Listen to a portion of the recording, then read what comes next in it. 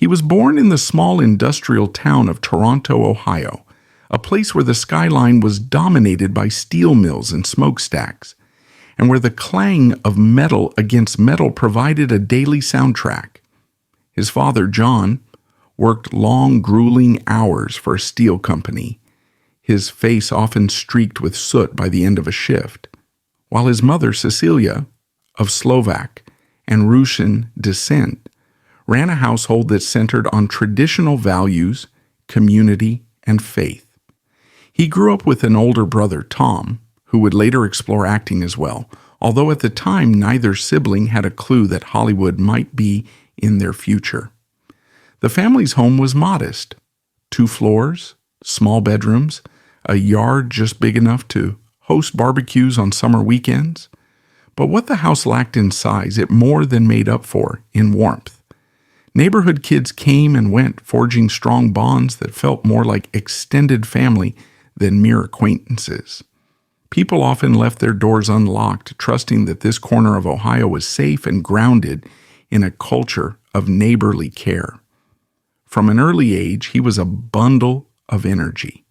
If he wasn't dashing around the backyard, reenacting scenes from the old cowboy shows he watched with his brother Tom, he was cycling up and down the block, racing friends until the streetlights flickered on.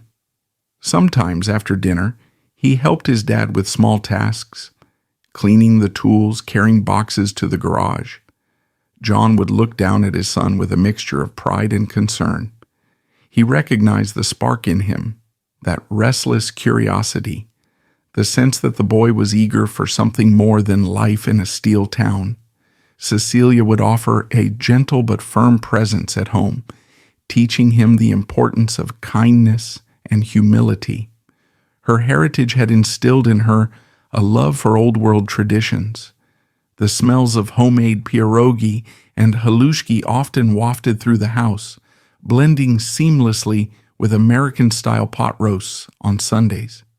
She often said, "Our background teaches us to be strong and help each other," and those words stuck with him.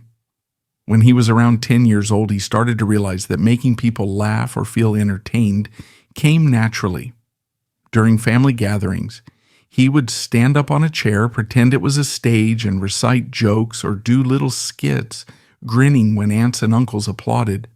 His older brother Tom would sometimes join in, though Tom was more reserved. Teachers at his elementary school noticed he had a flair for storytelling, often calling on him to read passages aloud.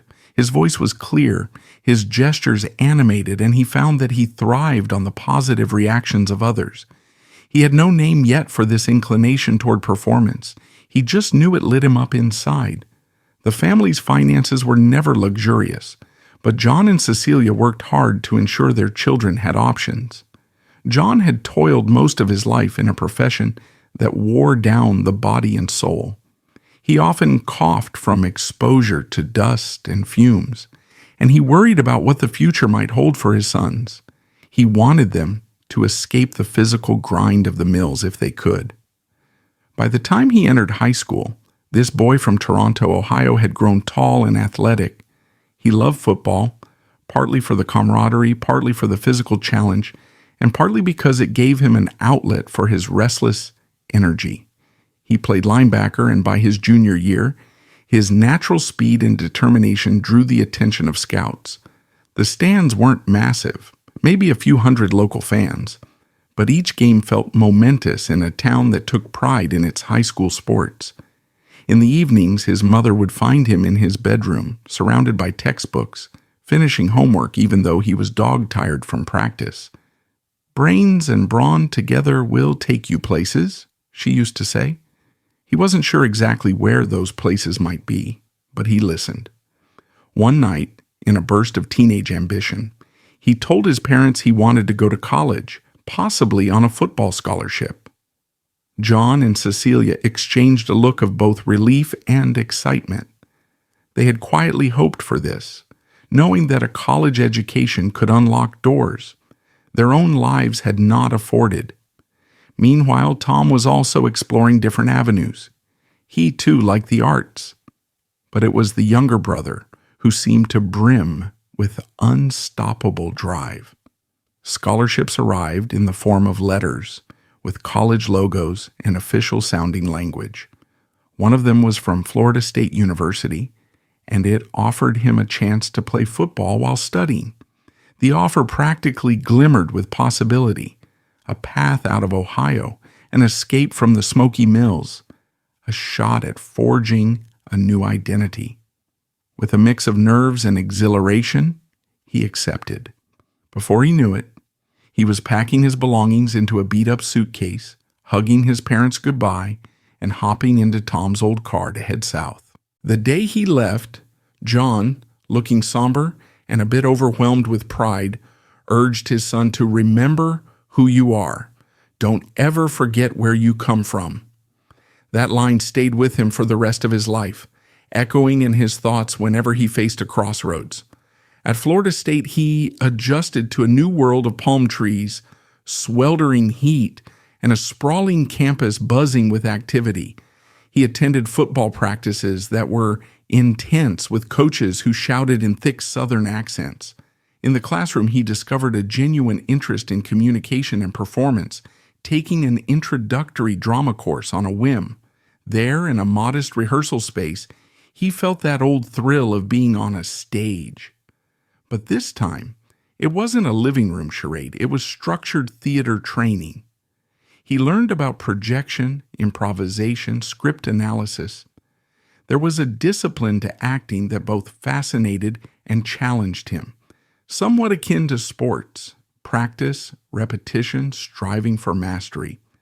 His teammates were mostly focused on the NFL dream, but he discovered that his heart pulled him elsewhere. He kept his scholarship obligations, of course, training diligently and playing in games, but his mind lingered on drama.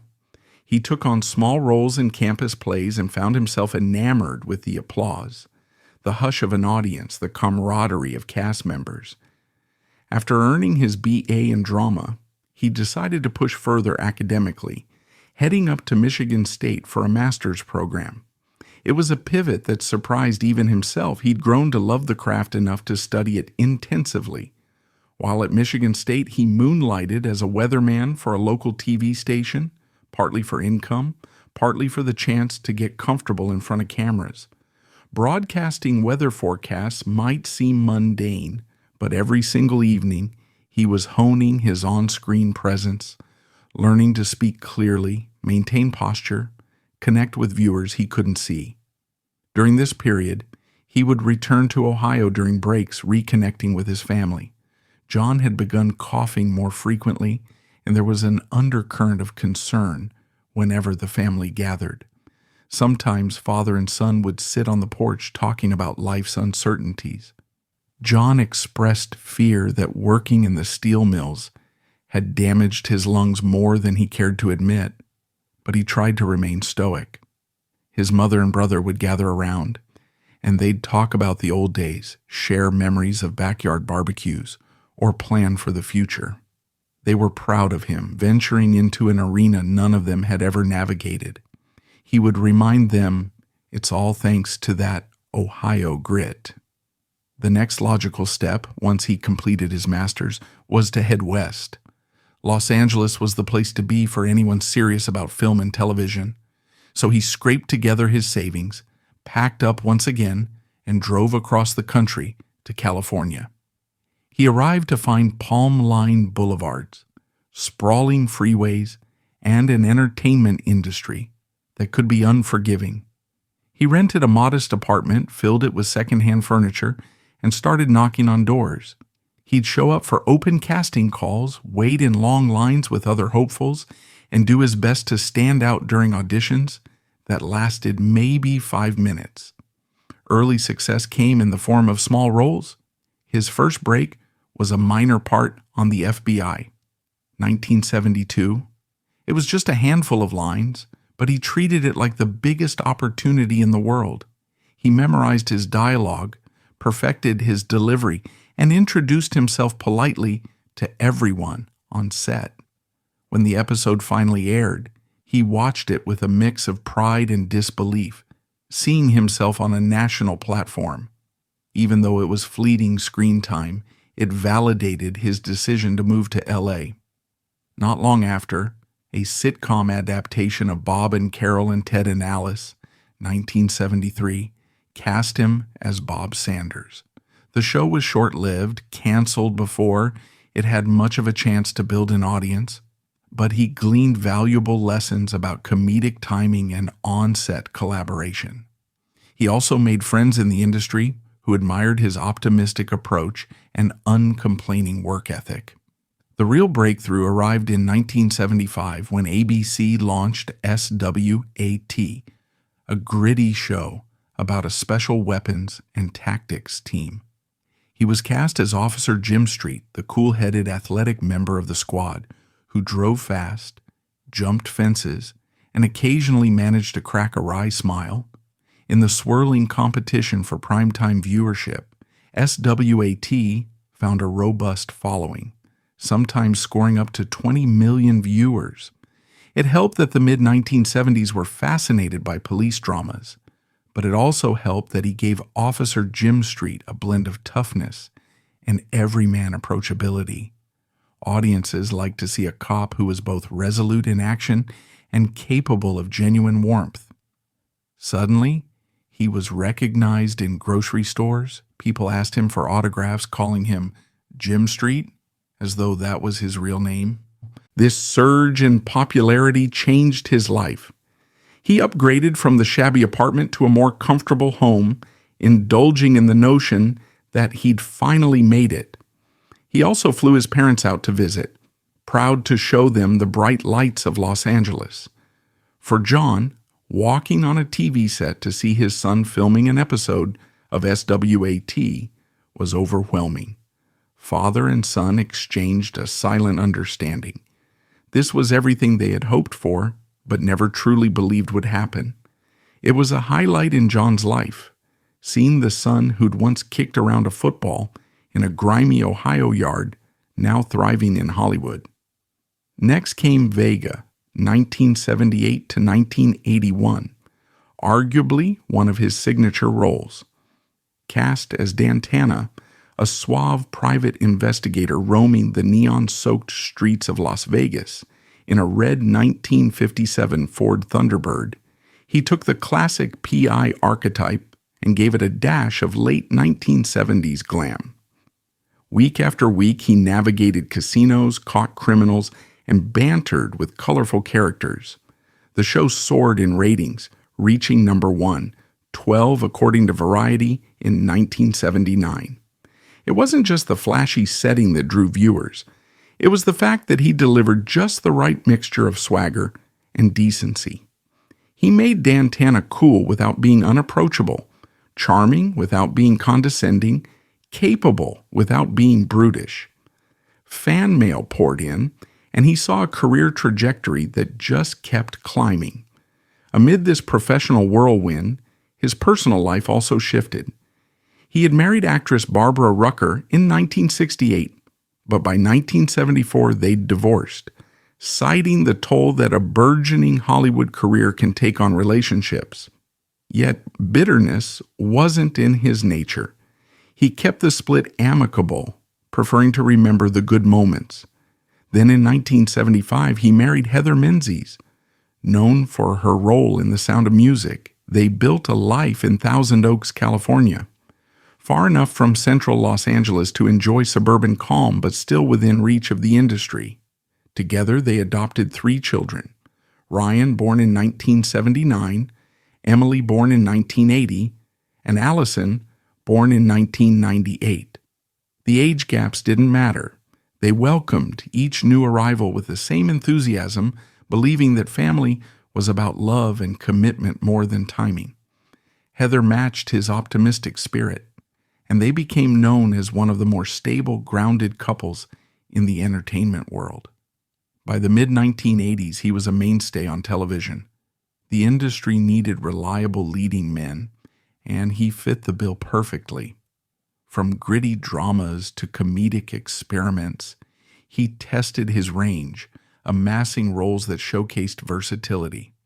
In 1985, he landed one of his most beloved characters, Spencer, the private detective from Robert B. Parker's novels in Spencer for Hire, 1985 to 1988. Week after week, viewers tuned in to watch him prowl Boston's streets, balancing intellect, moral integrity, and a solid right hook. The Los Angeles Times praised his take on the role, especially how he conveyed an introspective side to this rough-around-the-edges detective. Averaging around 15 million viewers, Spencer for Hire solidified his image as a dependable star. The show even inspired a spin-off, A Man Called Hawk, 1989, starring Avery Brooks, which added another dimension to the Spencer universe. He didn't stop there. Over the span of his career, he headlined 15 different TV series, an almost unheard-of achievement. Some shows, like Gavilan, 1982, explored his capacity for blending action and humor in the story of an ex-CIA agent turned marine biologist. Others, like American Dreamer, 1990, let him explore comedic territory as a suburban dad. In The Lazarus Man, 1996, he ventured into Western drama, portraying a Civil War-era character who awakens in a mass grave with no memory of his past. His ability to shift personas, from a folksy father figure to a rugged gunslinger, kept audiences intrigued. Films also dotted his portfolio. Early on, he landed a part in Magnum Force, 1973, alongside Clint Eastwood. Though his role was supporting, it was a major milestone to share scenes with an icon. Later, The Ice Pirates, 1984, offered a foray into campy sci-fi, grossing about $14 million and earning a cult following for its tongue-in-cheek humor. Turk used sex in Iki, 1985, flopped at the box office but developed a loyal group of fans who admired the underdog story and his earnest performance. He kept an open mind about roles, choosing them for variety as much as for commercial potential, and late in his career, he even dipped into voice acting with the animated adventures of Tom Sawyer, 1998, playing Jason. However, life is rarely free of challenges. In 1996, while filming The Lazarus Man, he started experiencing debilitating pain and fatigue. Concerned, he sought medical advice, leading to a horrifying diagnosis: synovial sarcoma, a rare and aggressive cancer. Memories of his father immediately flooded back. John had died in 1980 from lung cancer, casting a long shadow over his son's adult life. Now, confronted with a similar threat, he made a choice. He would fight. He underwent surgery, chemotherapy, and radiation treatments. Even while juggling hospital visits and exhaustion, he forced himself to meet filming schedules whenever possible, determined not to let the illness steal his sense of purpose. The entertainment world buzzed with admiration for his resilience. Co-stars noted that he'd show up to set focused, lines memorized, deflecting sympathy with a warm laugh and an insistence on getting the job done. By 1998, he was declared cancer-free, a triumph that felt almost unreal. In that same spirit of hope, he released a memoir, Fighting Back, detailing his ordeal and aiming to inspire others facing adversity. He also established the Urich Fund for Cancer Research at UCLA, channeled his celebrity toward benefit events, and lent his time and resources to advancing medical treatments. That philanthropic drive became a defining element of his later years. He wasn't simply an actor anymore, but a beacon for cancer survivors, seeking proof that remission was possible. For a few years, it seemed his story would culminate in a Hollywood ending.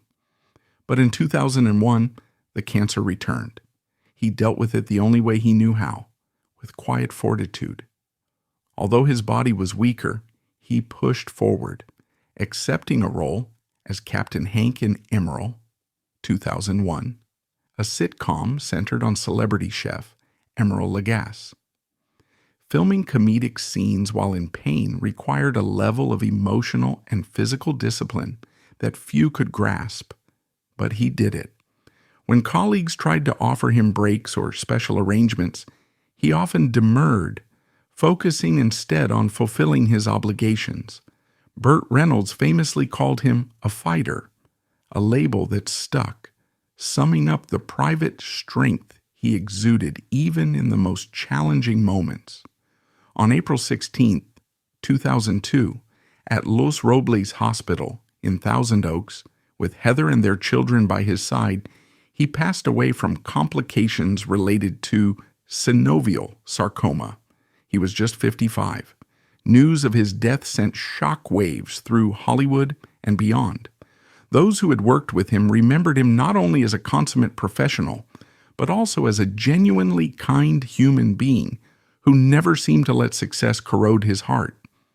Fans mourned the loss of a man whose detective roles, comedic parts, and general presence had become a familiar comfort in their living rooms. He was cremated, and his ashes were scattered in a private family ceremony, emblematic of a life that was both public and deeply personal. A memorial service was held at Hollywood's iconic El Capitan Theater, drawing industry heavyweights like Aaron Spelling and Linda Gray. Testimonies poured in, praising him for his grit, warmth, and the legacy he left behind.